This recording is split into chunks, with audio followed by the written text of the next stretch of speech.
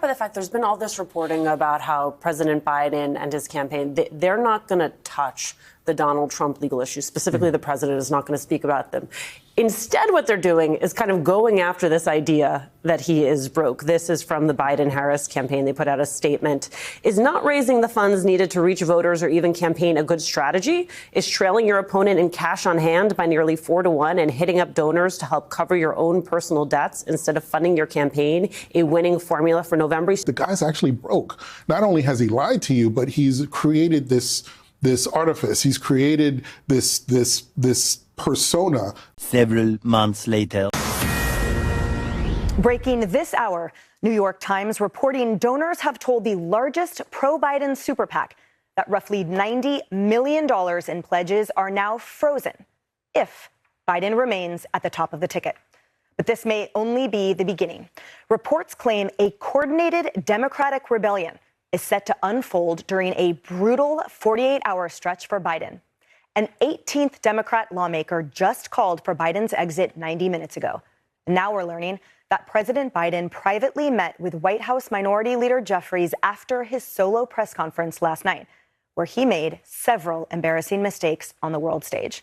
All right, guys, so we got to talk about a bombshell story that I think should be getting a lot more attention, okay? Especially from the people that claim to love democracy so much, because in my opinion, the Biden administration is not very democratic, along with the Democrat Party, not very democratic, okay? And one of the reasons why I say that is because apparently the person that the Democrats elected to be president of the United States isn't actually running the country. Now, this has become as clear as day over the past couple days due to some honest reporting from the mainstream liberal media that has officially turned on Joe Biden because they are so Trump deranged that they want him out of the race, where they revealed that Joe Biden's meetings with his cabinet secretaries are scripted, as in he's not the one that is actually speaking when he is talking with his cabinet secretaries. He's just reading from a script, okay, which is bizarre to think about, but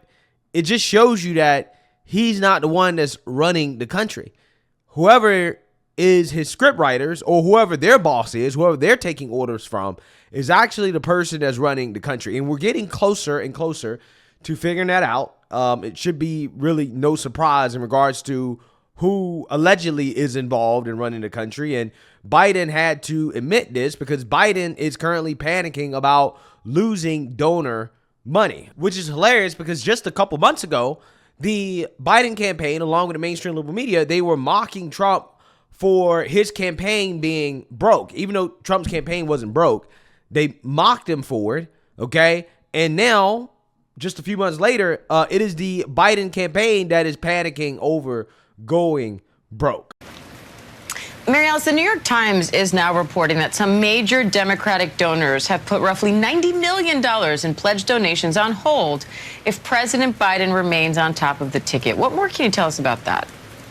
And this is really interesting. We don't have this reporting yet. This is according to the New York Times, but this would be hugely significant. I mean, in a campaign, you follow the money always. And while donors obviously don't get a vote, they can change a lot of votes. And especially because the White House, the campaign, has sort of told us since that debate, since that disastrous debate performance by the president, they've told us they fundamentally believe that they can still sort of organize their way to victory, that they have ground games, they have volunteers, they have campaign offices in these key battleground states.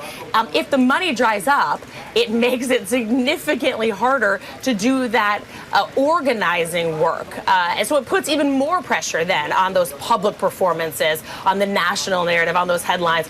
So I think that it's hugely significant if the New York Times has that right. We've reached out to sources. I've reached out to sources at the party and at the campaign to see if that's true or if they're reacting to that. But obviously, we've been in touch with donors these last few days and few weeks, and we've heard a lot of anxiety, but that would be really big news. Yeah, so despite all this, Joe Biden publicly is out on the campaign trail telling everybody that he's still running, he's not dropping out, and that he is going to still continue in the race despite the calls from the Democrats and the donors for him to drop out. I'm the nominee. I'm the nominee of this party because 14 million Democrats like you voted for me in the primaries. You made me the nominee, no one else, not the press, not the pundits, not the insiders, not donors. You, the voters, you decided, no one else, and I'm not going anywhere. I learned a long time ago that when you get knocked down, you get back up. I've led this nation from the depths of the pandemic to the strongest economy literally in the world. Yeah. So that's Joe Biden telling the crowd that his handlers told him that he could stay in the race. Okay. And apparently Joe Biden, despite him pretending as if he's pushing back against the donors, right? He's fighting back against them. They can't tell him to get out of the race. That's kind of not what they're telling the donors behind closed doors, because behind closed doors, apparently Joe Biden is making the pitch, or the Biden campaign is making the pitch, that it's not really Joe running the country. No. It is other people running the country. And this is why you should donate to Joe Biden's campaign, because he's not really running anything. So you don't need to be worried about Joe Biden's mental state. Again, this story should be a lot bigger than it is, because it's essentially the Biden campaign admitting that Joe Biden is not running anything, okay, including his own campaign, because if he was running his own campaign, I don't think that this story would have leaked. But hey, let's get into it. A Biden campaign spokesperson argues that there's really no reason to worry about Biden's mental fitness, because should he get elected or reelected, even if his mental health declines further, he's got a brain trust that will run the country, and it consists of 3 people. That includes his wife, Jill Biden, Kamala Harris, and her husband. So the statement was made by Laura Brownstein during a private Zoom call. The group involved an organization called Jewish Women for Joe and other donors from the Jewish community. And the participants have been absolutely panicking about the likelihood of Biden losing the election to Donald Trump. Some explained that they're having trouble sleeping at night. They're in a full-blown panic about this. And so Brownstein's trying to calm them down. Remember, there are donors involved in the Zoom call as well. And so Brownstein began by painting a picture of Biden as a dynamic and fully engaged president, describing him as busy, in control, and crushing it. Obviously, she says, the debate sucked, but he came back so quickly, and he showed himself to be the thoughtful, powerful, showed himself to be thoughtful and powerful again, vigorous leader he has been throughout his presidency. But then she conceded, mental decline, it continues to progress, and should he continue being president of the United States, and should it continue to progress to a point where he wouldn't even be able to function as president of the United States? You have nothing to worry about, okay? She says that the brain trust of the Biden presidency is who we want running the country, before naming First Lady Jill Biden, Vice President Kamala Harris, and Second Gentleman Doug Emhoff as people that we want involved in our future. AKA, they're running stuff right now, right? That's what this actually really means, okay? Because Biden damn sure is not running the country right now. And because we know that he's not running the country right now, this right here doesn't really come as a surprise, especially considering how the first person that was named was First Lady Jill Biden. I personally think that mainly it's Jill Biden that is running the country, right? Behind the scenes, she is the one that is actually pulling the strings, which is terrifying to think about because she wasn't elected, okay? Jill Biden was not elected to lead the country. So why in the hell is the Biden campaign pitching Jill Biden as a part of the leadership team, the people who are running the country in place of Joe Biden? This is what Democrats call democracy, guys. This is what they call democracy. The person they elected isn't even running the country. It's his wife. And then you got Kamala Harris up there, which I understand that. She is the vice president.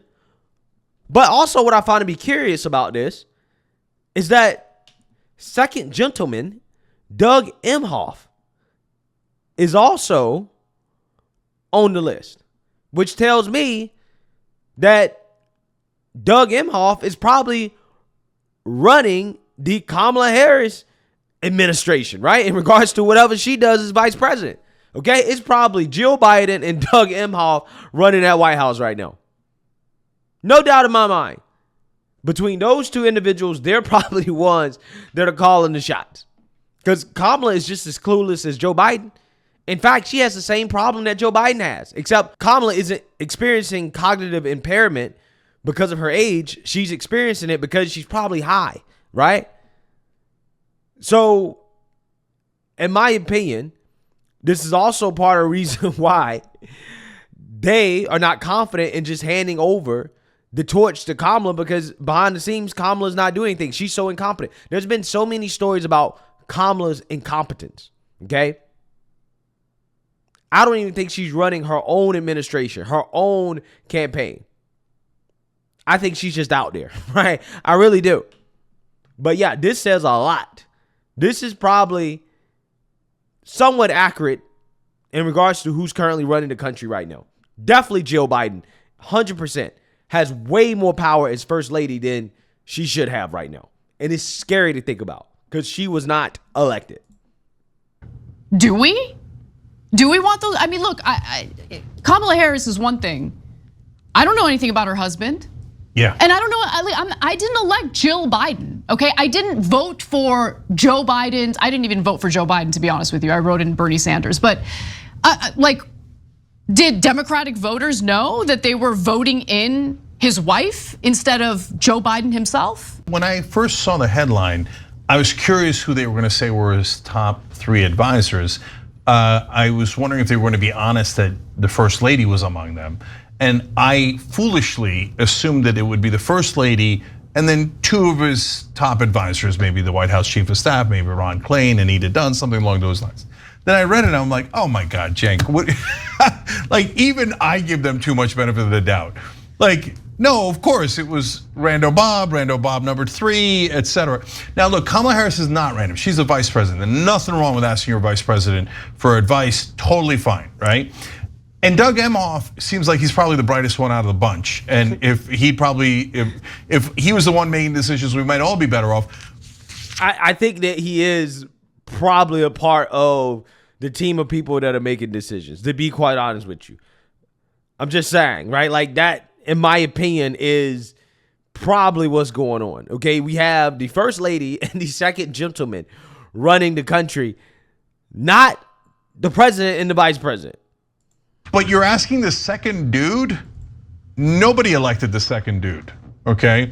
But of course, there's only really one decision maker. He's not listening to Kamala Harris. There's a story out right before we got on air about how the Biden team is polling to see how Kamala Harris would do against Donald Trump. Partly because they want to use it against Kamala Harris. She polls worse than Biden. So they're not asking Kamala Harris. Oh my God, Cenk, even I was naive enough to think they're planning for a plan B. No, you're so right. You're so right. That's why they're doing it. You're so right. They're not. Nah, I don't actually really think that Cenk is right. I think that Cenk is wrong as per the usual.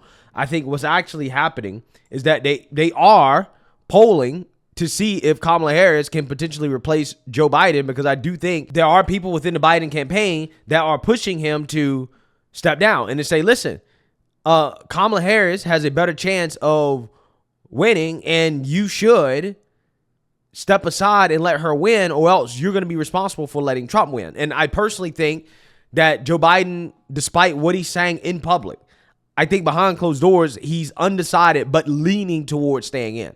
And I think that he is telling the public that he's staying in, and he's trying to rally the troops around this idea that he's been pushed out by the establishment, even though the establishment, the elites, helped Joe Biden win in the first place. Without the elites, Joe Biden would not have won a Democrat nomination. But I think he's doing that in order to make the case that, hey, I can still beat Trump. I'm the best person to beat Trump. And I believe that the final decision hasn't really been made yet, which would explain why Nancy Pelosi and the rest of the Democrats are coming out and saying, yeah, basically the decision hasn't really been made yet, because I think they're still negotiating. Okay? I think they're still negotiating. I think Joe is leaning towards staying in because Jill Biden is telling him, Joe, you can still do it. you're good, blah, blah, blah. But at the same time, Joe Biden is not stupid. He might be cognitively impaired, but he's not dumb. He understands the stakes. If he chooses to stay in and Democrats lose, he's going to go from the guy that took down Trump, right? He's going to go from that guy to the worst president in history. One of the worst presidents in history. Definitely one of the worst one-term presidents in history, okay?